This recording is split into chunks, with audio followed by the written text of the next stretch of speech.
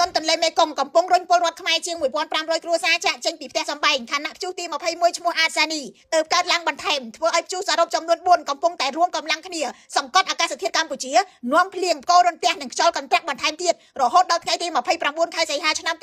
2026យោងតាមគណៈកម្មាធិការជាតិគ្រប់គ្រងគ្រោះមហន្តរាយគិតត្រឹមព្រឹកថ្ងៃទី24ខែសីហាទឹកជំនន់ទន្លេមេគង្គបានរាលដាលដល់15ក្រុងស្រុកនិង72ឃុំសង្កាត់ក្នុងខេត្តចំនួន4រួមមានស្ទឹងត្រែងក្រចេះត្បូងឃ្មុំនិងកំពង់ចាមដោយប៉ះពាល់ប្រជាពលរដ្ឋ13688គ្រួសារនិងបង្ខំឲ្យ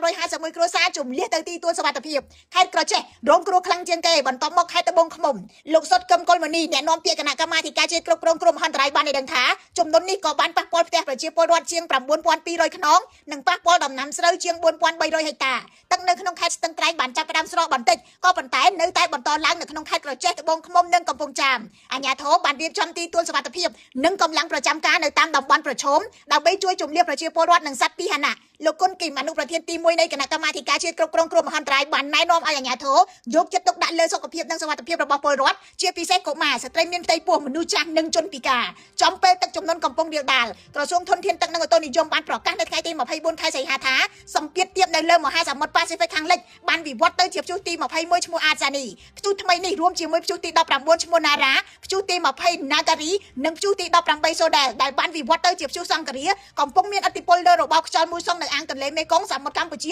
និងកម្ពុជាក្រសួងធនធានទឹកបញ្ជាក់ថាឥទ្ធិពលរបស់ព្យុះទាំង4រួមគ្នាអាចនាំឲ្យមានភ្លៀងផ្គររន្ទះនិងខ្យល់កន្ត្រាក់ចាប់ពីថ្ងៃទី24ដល់ថ្ងៃទី29ខែសីហាភ្លៀងអាចគ្របដណ្ដប់ប្រមាណ 40% នៃតំបន់វាលទំនាបនិង 60% នៃតំបន់ខ្ពង់រាបនិងតំបន់មាត់សមុទ្រនៅសមុទ្ររលកអាចបោកខ្លាំងនិងមានកម្ពស់រហូតដល់ 1.75 សង់ទីម៉ែត្រក្រសួងបានអំពាវនាវឲ្យសាធារណជនប្រុងប្រយ័ត្នខ្ពស់ខណៈដែលពលរដ្ឋនៅតាមដងទន្លេត្រូវតែបន្តតាមដានកម្ពស់ទឹកនិងត្រៀមជម្លៀសទៅទីទួលសុវត្ថិភាពឲ្យបានទាន់ពេលខ្ញុំរស់សុធាពី News Today NTTV